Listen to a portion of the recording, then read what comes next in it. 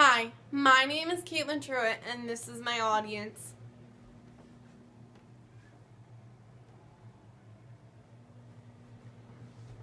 Can you imagine what it would be like to not be able to see or hear? How would you communicate with others? You could not hear when danger is approaching, and you cannot enjoy the happy sounds that are surrounding you. Just thinking about this is frightening. Can you just picture a little girl experiencing a nightmare and being afraid, not knowing what happened to her?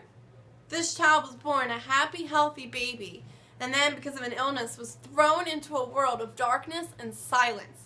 How will she ever live in this society?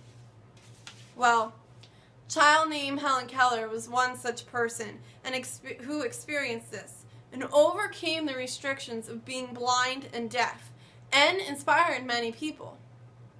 Helen Keller once quoted, "Life is a succession of lessons which must be lived to be understood." Life can sometimes be complicated, and only by experiencing it we can understand why things happen and how to succeed. Many of us do not know what it is like to live with some type of disability and the obstacles that those face each day in order to succeed. Keller worked to understand how to live with her disabilities. As a young child, Helen became very frustrated and would act out in an unruly manner. She found it very difficult dealing with being blind and deaf.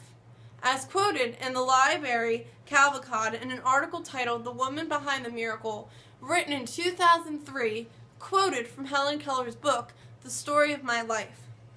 The world that young Helen had approached with so much joy and curiosity was suddenly an utterly frustrating place. Though she understood much of what happened around her, she became wild, unruly, and angry. Helen Keller lived her early years coming up with ways to communicate to others.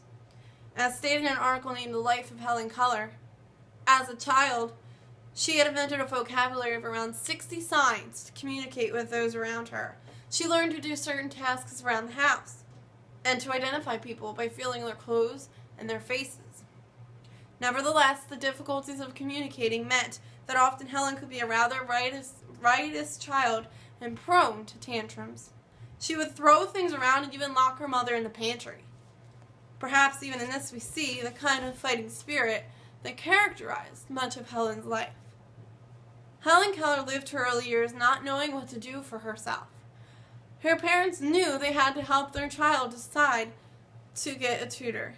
So, the battle to educate Helen Keller begins. The tutor, Anne Sullivan, has a hard task ahead of her, striving to do her best to teach Keller and give her the best education possible. Keller will learn how to speak by imitating the vibrations and motions felt in the throats, mouth, and nose. In the article Rattleizing Reunion, Helen Keller's The Story of My Life and Reconciliation Romance, Travis Montgomery paraphrases the saying from Helen Keller's book, The Story of My Life. Keller relates to her early struggles to learn how to speak. She claims that her work was practice, practice, practice. She also notes that her teachers, Sarah Fuller and Annie Sullivan, often forced her to repeat words and sentences, sometimes for hours. Keller reveals her iron determination and her willingness to persevere through adversity. Keller's hard work was rewarded, and she was the first deaf and blind person to receive a Bachelor of Arts degree.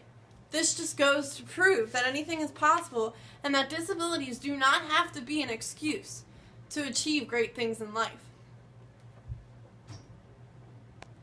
Helen Keller used her education to help others who were less fortunate.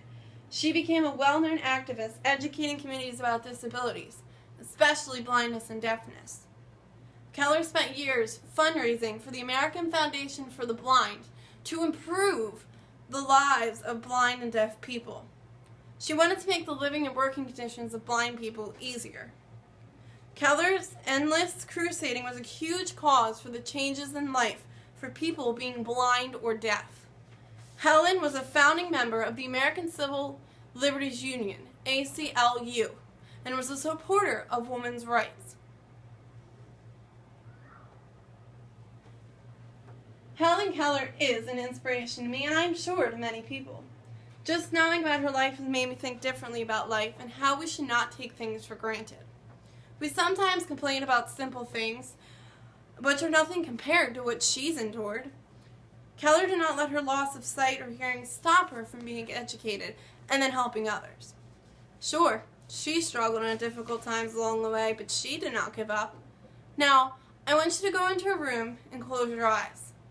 This is how each day went for Keller. Can you imagine how hard it must have been for her? Would you have been able to achieve what Keller did under her circumstances? She inspired many people, especially who are blind and deaf, and gave them a reason to not give up, because, as she has proven, it is possible to achieve success in their life.